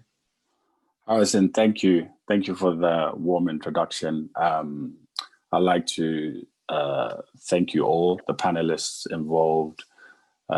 Special thanks to Mr. Abibio, and obviously all the hard work that was done during the year of return and now beyond the return. The success of that even being so good that we're now having these panels. So Harrison, thanks for that introduction. Wow, my personal experience with the year of return was a very profound one, actually, because I actually ended up in Ghana for very unfortunate circumstances. So I'd lost my father in 2018. Oh, wow. And when I got to Ghana, you know, there was this great push, great initiative going on. And so I happened to be in DC when the president actually came to launch it with the ambassador at the time. And, you know, they set out this initiative, and it sounded so great, you know, sounded so inspiring. But I think that, you know, after the actual conversation happened, I didn't anticipate what was going to follow on next. And, you know, probably 6 to 12 months later, you know, they officially launched it. People started coming to Ghana. And the experiences I have varies from friendships, new friendships that were formed, you know, a good understanding of people's perception of Ghana and Africa. There was a lot of warmth, a lot of excitement, a lot of anticipation. And, you know, without throwing shade, given the political climate in the US, a lot of people really got excited about the Euro return. And that really transcended when they came into Ghana. So, I mean, my personal experience was really, really great. I formed lifelong relationships personally, way before business. And I think that it's, you know, the few times that I did meet the president, he made it abundantly clear that, you know, he looked at what the Chinese did over 50 years ago when they were going through their revolution. And what they did was they extended a hand to their people who are living outside of China and encouraged them to come back home and bring their talents. And I think he obviously tried to follow the same suit here, which in my opinion, you know, has worked. I wholeheartedly think that it's Ghana's best foreign policy. You know, I don't think there's any dispute in that, just because of the you know, ongoing events that have happened barring COVID-19. So for me personally, it's been a combination of forming long-term relationships. I think the impact has been felt in the Black community worldwide, and I do believe it's formed a foundation for a very, very bright future. Excellent, excellent. Thank you very much for that. And I'm gonna ask you another question. I'm gonna get back to you and ask you another entrepreneur question, which I know a lot of us here will like to know. The next person that I'm going to introduce is Miss Abba Blankson. And I'm truly excited to meet her in person as well. And a little bit about her is she works for the NAACP, and she's a senior vice president of marketing and communication. She oversees their external communication and internal plans for brand management, public relations, and services. She has over 20 years of experience in nonprofit sector. She was also a senior director for marketing and communication at Common Application. And she also served as a communication and outreach officer with the U.S. Department of State. And another amazing thing, she grew up in Baltimore. She has her BA in mathematics and math. She got her master's in computer science and also MBA. You love school, but that is a good thing. That is a good thing. That is a good thing. So my question to you as well, and I'm glad that you're smiling because it's perfect. Tell me a little bit about also your experience for the Euro return, and especially some of the activities that the NAACP participated in Ghana, and how and what was your take on it? Harrison, thank you so much. Of course, I have a lot of degrees. I'm Ghanaian. But, you know, the NAACP is the premier civil rights organization in the United States, civil rights and social justice. We have over 2 million members in states across the country. And for the Year of Return, we have the honor of hosting almost 300 African Americans and bringing them to Ghana. We did a trip from Jamestown, Virginia, to Jamestown, Accra, sort of retracing our steps. And for many of the African Americans who came with us, it was their first time on the continent, certainly their first time in Ghana. They were in tears for much of the trip. It sort of going from Jamestown, that there was even a Jamestown in Accra meant something. And I know we'll talk about, you know, come home and some of the cultural things that took place while we were in Ghana were very emotional for everyone. in addition to the cultural excursions, Honorable called it the Accra Cape Coast corridor. So we did that. We also did Kumasi and Du Bois Center and, Kwame Nkrumah Memorial and all of those kinds of things. But we also did a 2-day business and investment summit at Exim Bank to show people what it would be like to invest in Ghana, to perhaps get retirement property in Ghana, to just open their minds and their eyes to different kinds of possibilities. I think once you get beyond the being back on the motherland in a different kind of way, your next thought is, how can I continue to come back? And so everything that we did was, one, to tap into the cultural, but then also to ensure that they felt such a connection that they wanted to come back. For me, as a Ghanaian, I was just hoping I would bring everybody back to the US in one piece. And so I was thrilled that we were able to go, have a wonderful time, experience Ghana in a full and robust way, and then come back to the US and continue to tell the story of Ghana. Well, I think Harrison was kicked off maybe by his internet. We're not sure yet, but he'll be back.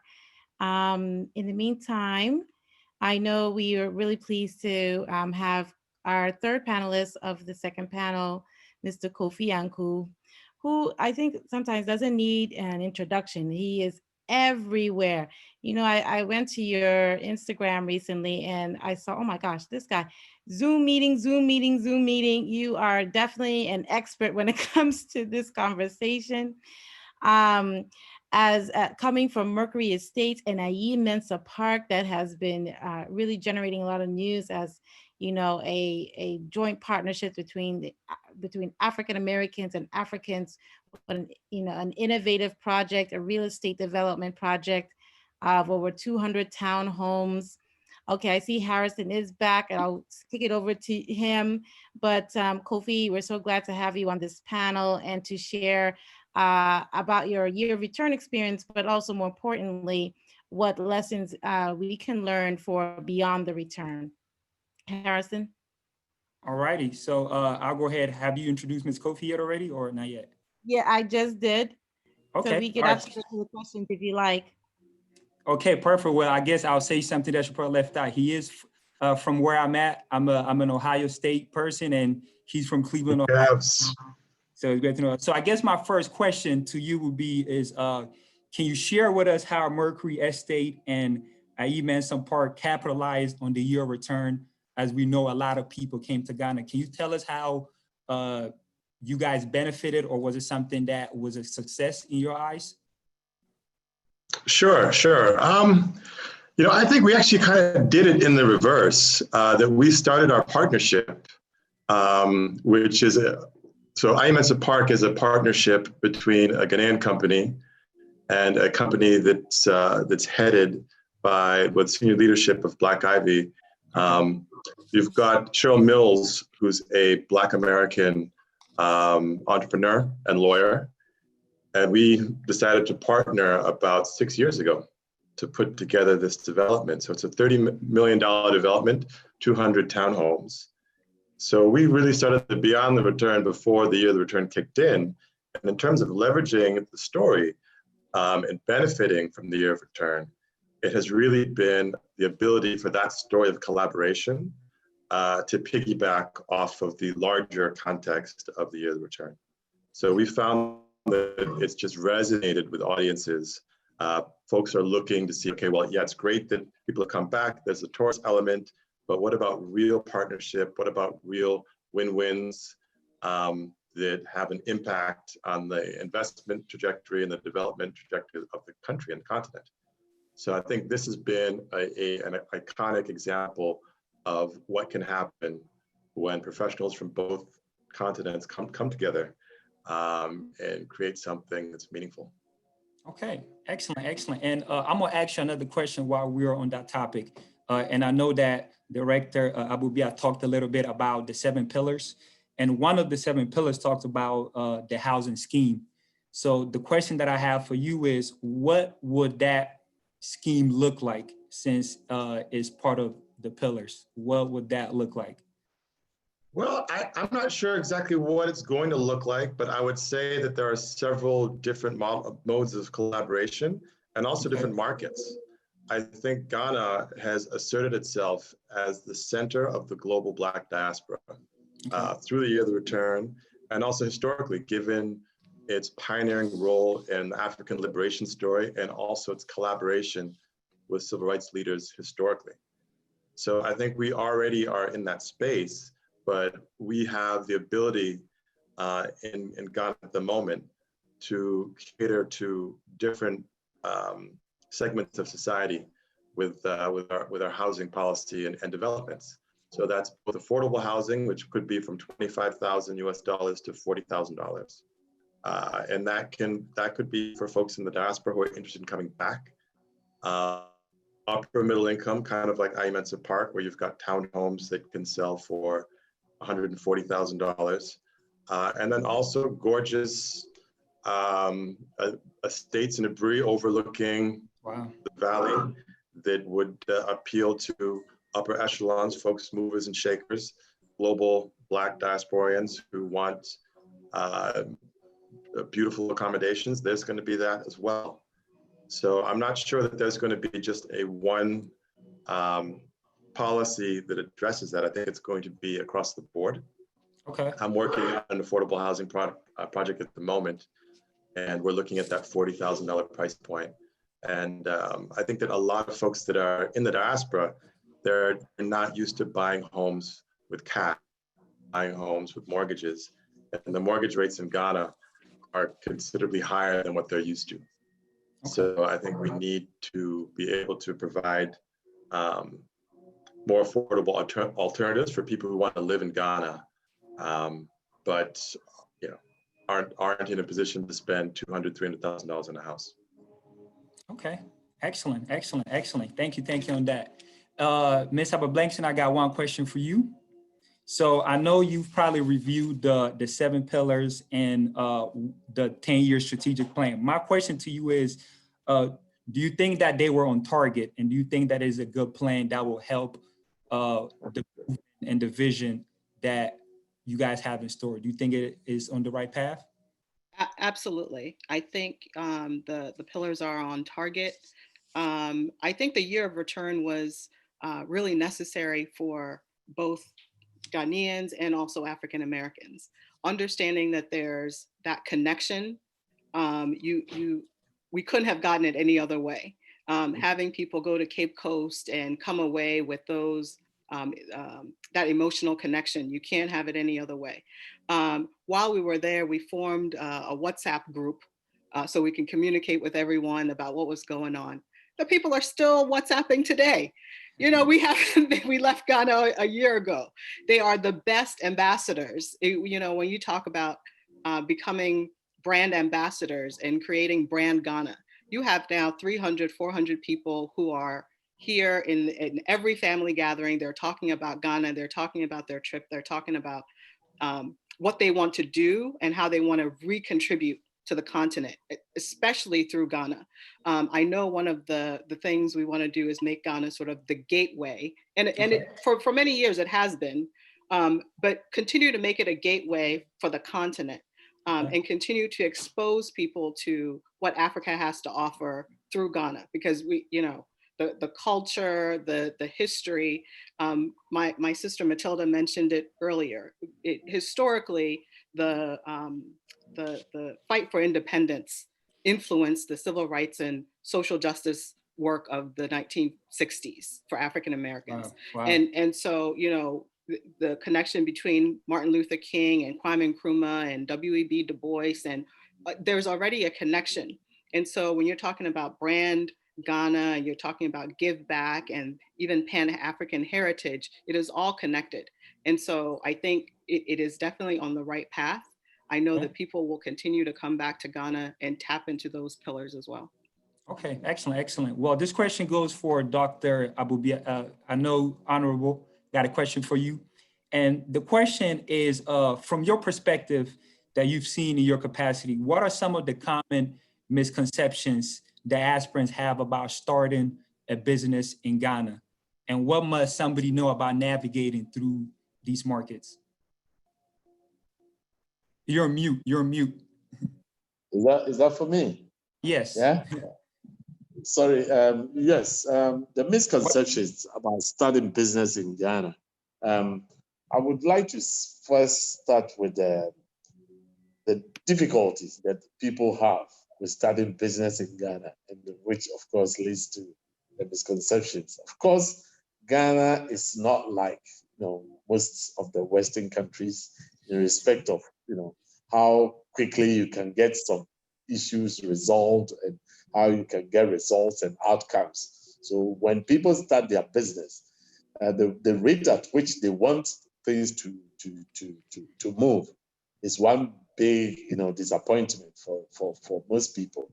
And that's when you realize that no, it doesn't work like that, and that you have to be patient, you have to relax, and everybody is kind of cool about how they approach things here. And I don't know whether it's too much of the good weather that's leading to that, but seriously, that is the first disappointment and the misconception that one would have about the people when you have to do business with us.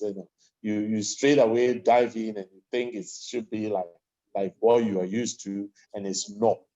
And that can come as a big surprise and a disappointment. But sooner or later, which is what I even need for me to have learned from those others who have come from the diaspora community and done business here, the advice they give to you is that you should be patient and relax about some of these things, and don't give yourself unnecessary stress, because sooner or later it's going to turn your way. But one has to be patient for it. Of course, it is out of all these frustrations that an office like the Diaspora Affairs Office has been established, so that for those who come in, who needs to be held, to be introduced, for the roadblocks to be dealt with, for removal of the big issues that are put in their path, the Diaspora Affairs Office is there. When you call on them to enable you to do one or two things, they will be there to facilitate, to introduce you, to sort of expedite action here and there. So yes, we have those disappointments, those frustrations, and that this is how we think for in the immediate future we are dealing with this. That is not to say we are not putting in measures that will long-term enable these things to be done. That digitization program, which is a major flagship of this government, is meant to more or less bridge that gap, so that those who are used to the way things are done in the Western world will not feel too, disappointed and not feel very much at home when we are also on board with the digitizations, which is a big gap between the us and the West for now. So that is one way in which we hope to address this issue. Excellent. Thank you very much. My next question goes out to Mr. Del Titus. And this question pretty much goes out for, there are a lot of young professional peers my age who will love to go to Ghana and invest in Ghana.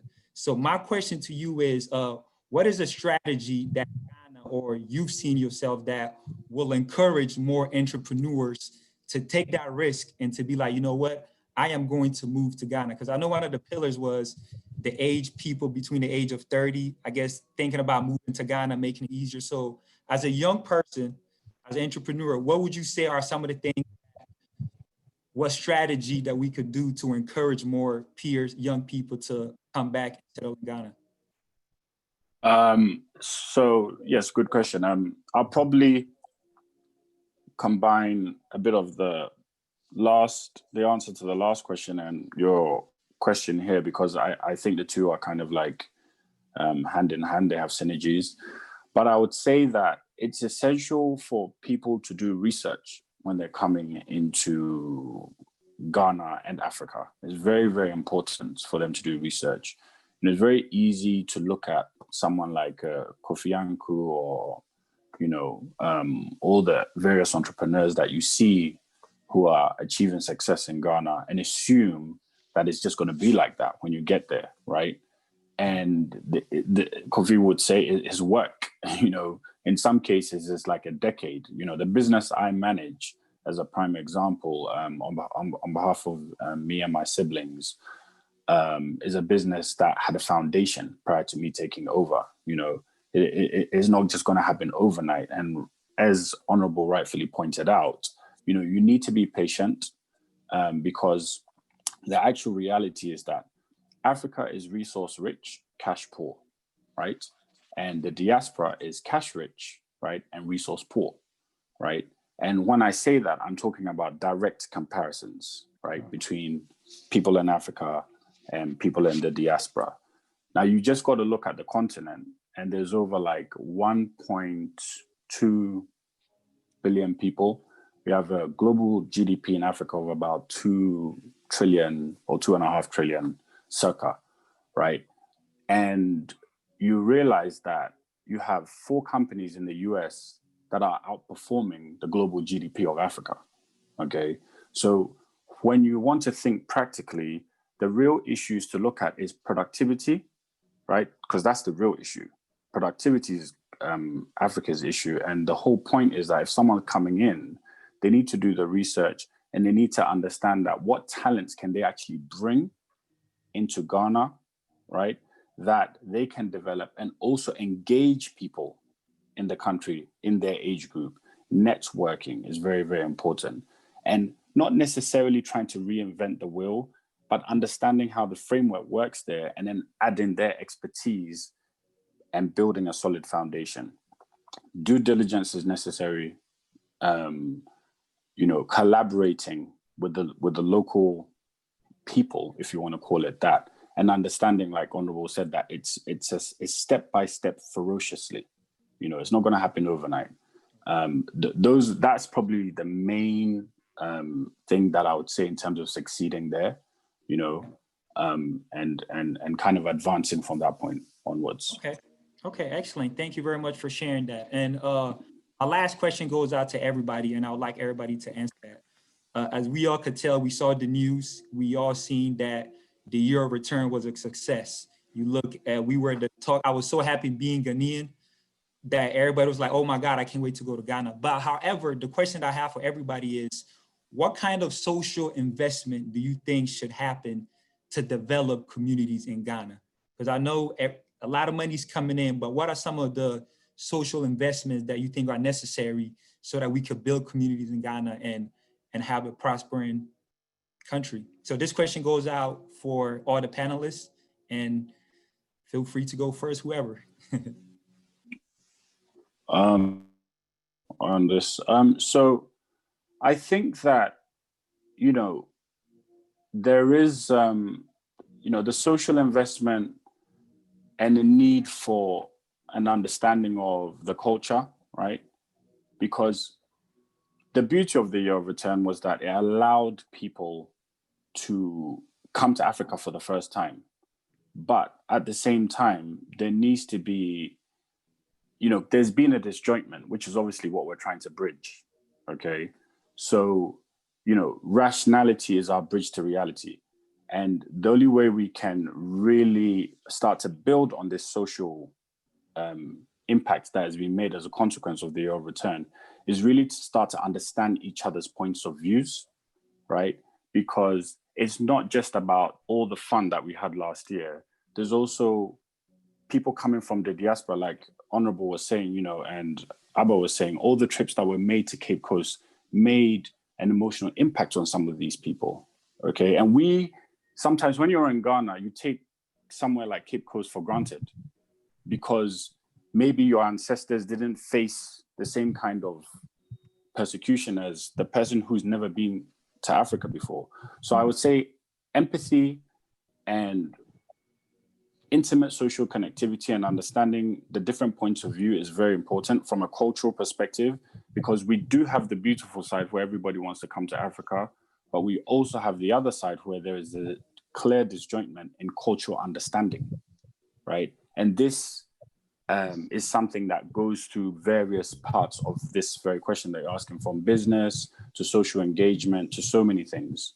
So I would say that, an investment into the social areas is capitalizing on culture, because culture and consumption, for example, when we did the Seed Camp basketball academy last year, that was a great success. We invited 100 kids, 400 kids showed up. Why? Because we didn't anticipate that there was such a love for basketball in Ghana. We didn't know that, until we actually did it, right? So I feel like understanding the social climate on the ground and being able to bridge that with the lack of understanding of the people that are coming in could be a good foundation to start to really build this strong relationship, which will eventually lead to other successes. Thank you. Appreciate it.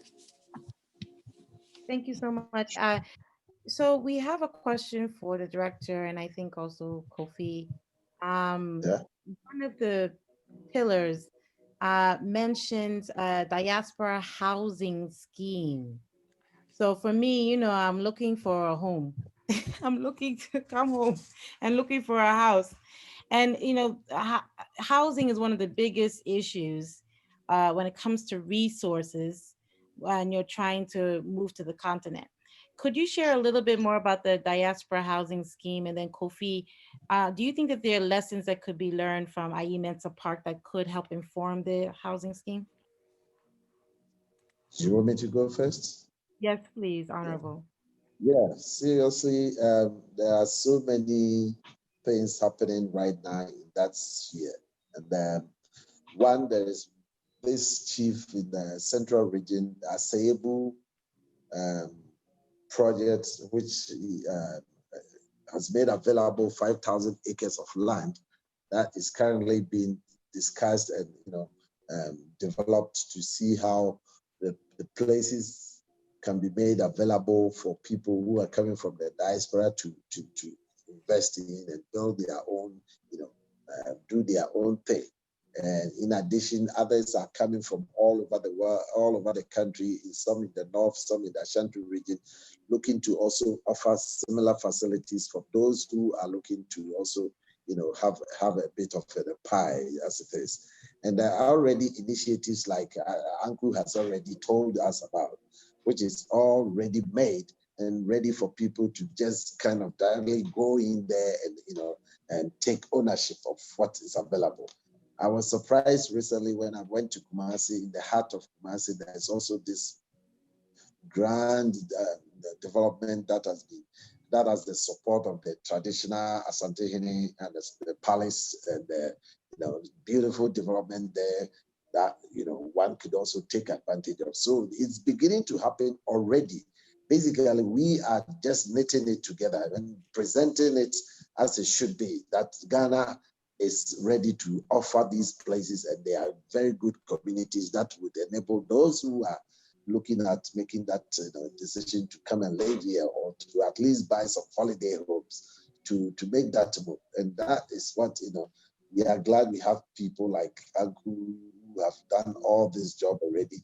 I was also excited that somewhere in the year of return, I also had to accompany a group of people to go and, shortcut on the next Trasaco Valley, phase of development, which is near the other end of the Trasaco. And these are all, coming together nicely. So yes, all together, we are really putting things in place for those who would have that capacity to come back here to really take advantage.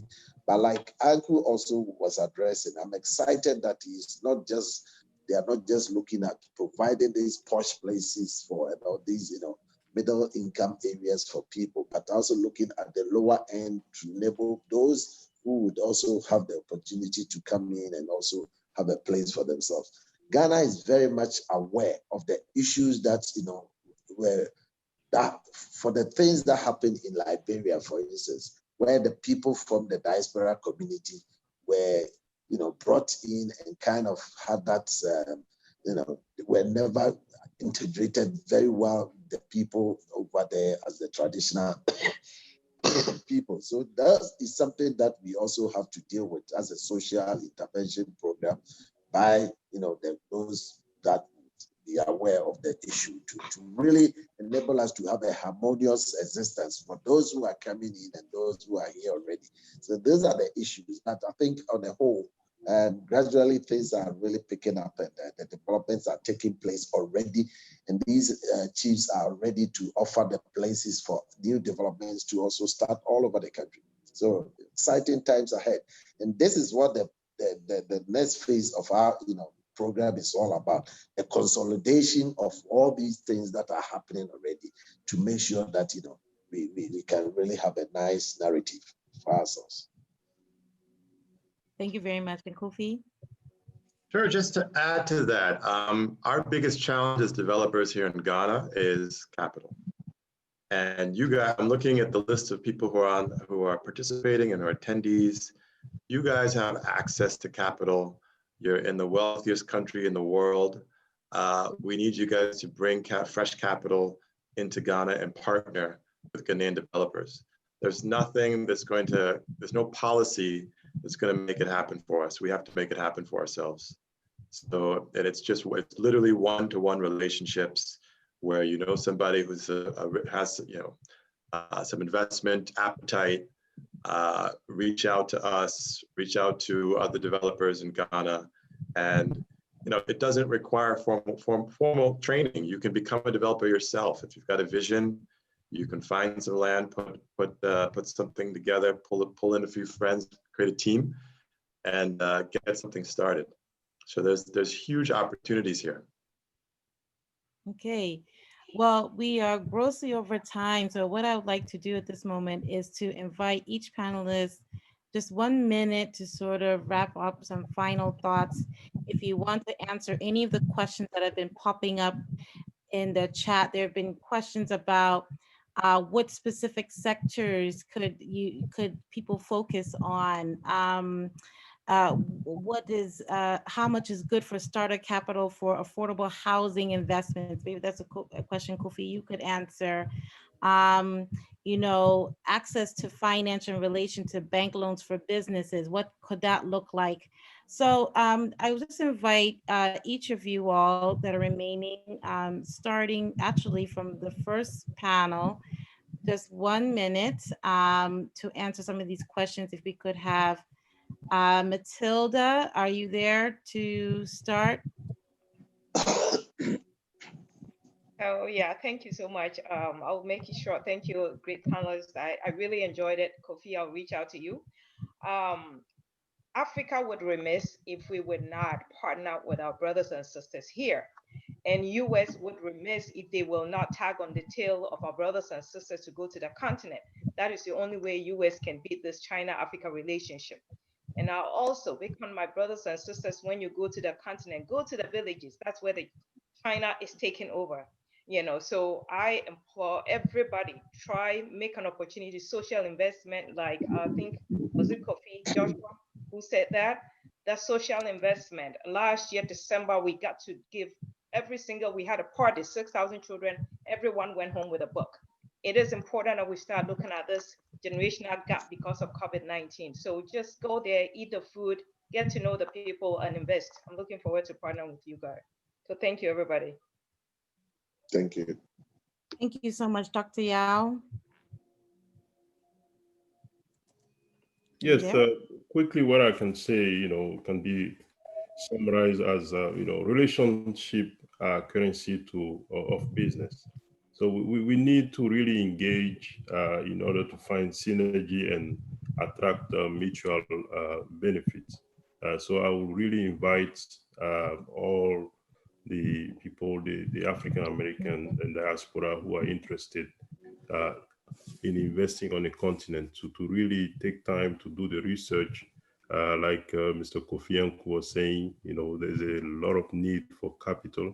There's a lot of opportunities. So it's important that they do that research and then engage, and they will see that Africa is really the next frontier for investment. Thank you. Okay. Ms. Dana Reed, are you available to provide last thoughts? I think she's busy answering questions in the chat. Okay. Hi. There you No, are. I'm here. I was in the chat answering questions.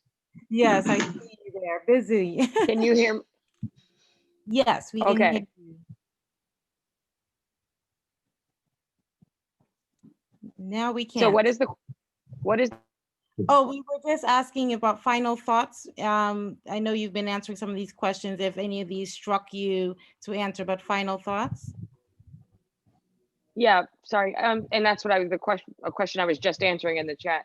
I mean, it seems like the overarching theme is access to capital, lack of capital, but the excitement, the collaboration, you know, Black people wanting to work together here and there, that's there, but it's capital.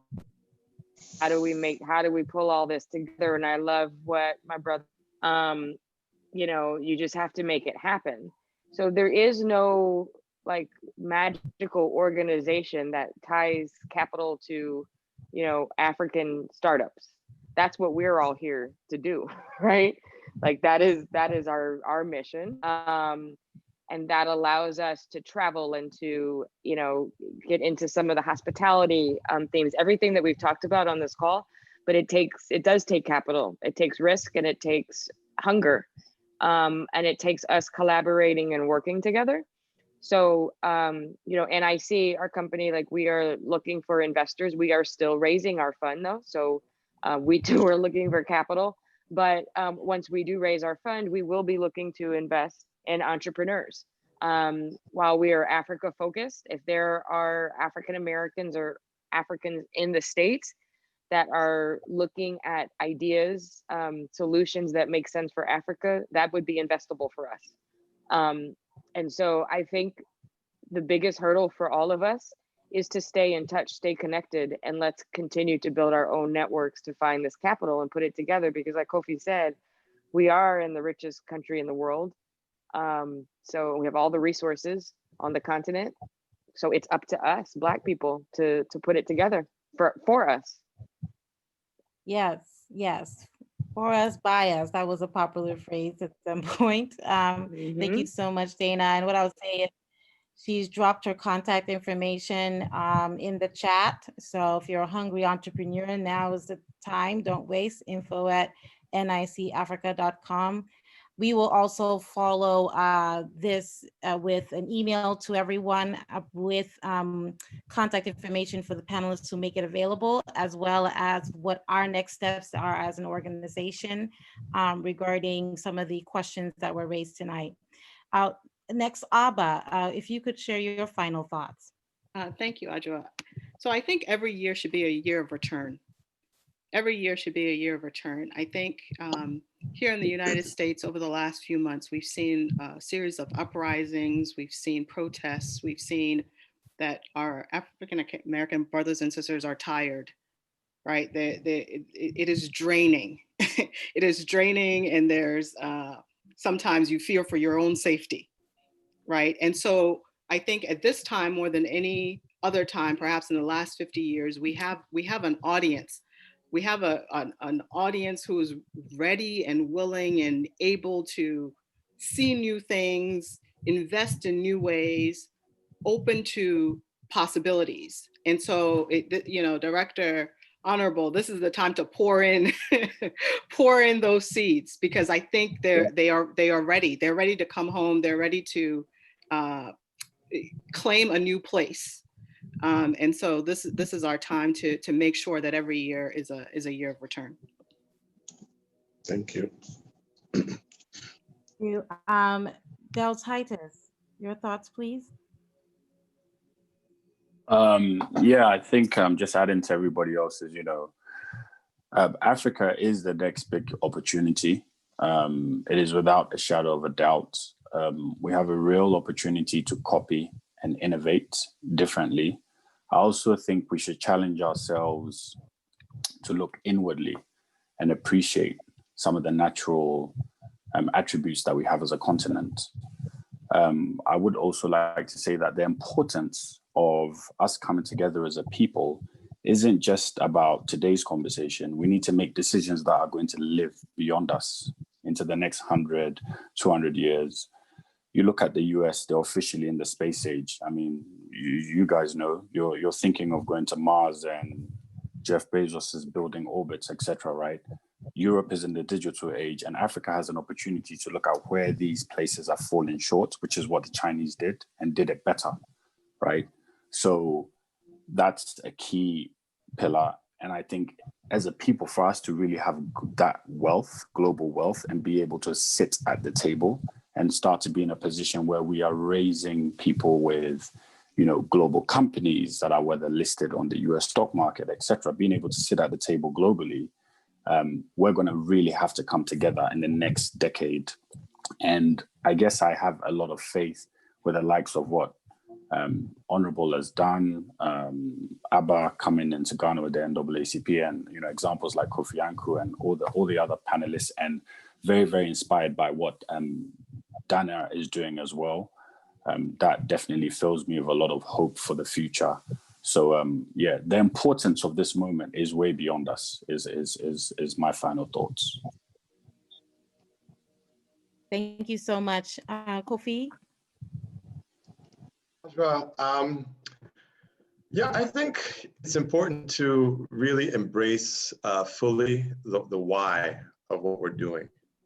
And part of the story behind the year of return and the 400-year disconnect and that reunion is that for Black people globally who are not living on the continent of Africa, oftentimes we feel like second-class citizens.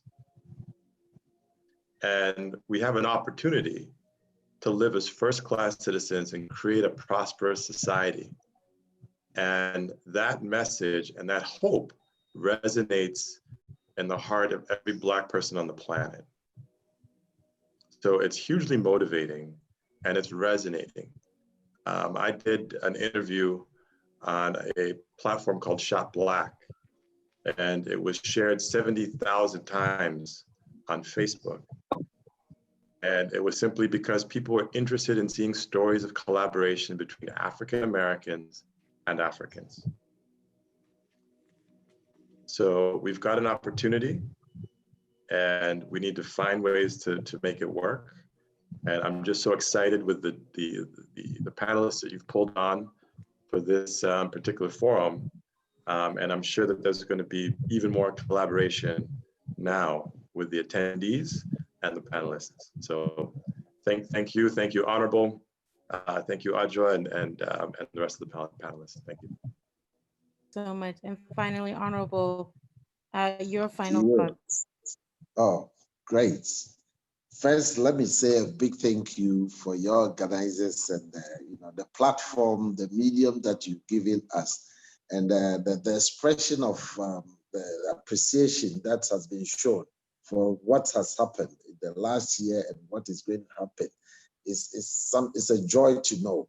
I'm amazed at how, you know, the one thing that the year of return and the subsequent program is unearthing is the number of apostles that we are unleashing onto the world to take care of the narration that we have to take control of. I mean, take somebody like Abba and all the rest, the panelists and the Anku and my old friend, and you know, the views that they are sharing is so heartening. It's so comforting. Of course, you yourself and your panel, your moderators, you know, the what you are leading and the provisions that you are giving us, the opportunity to really tell our story is one major thing that I feel so proud of.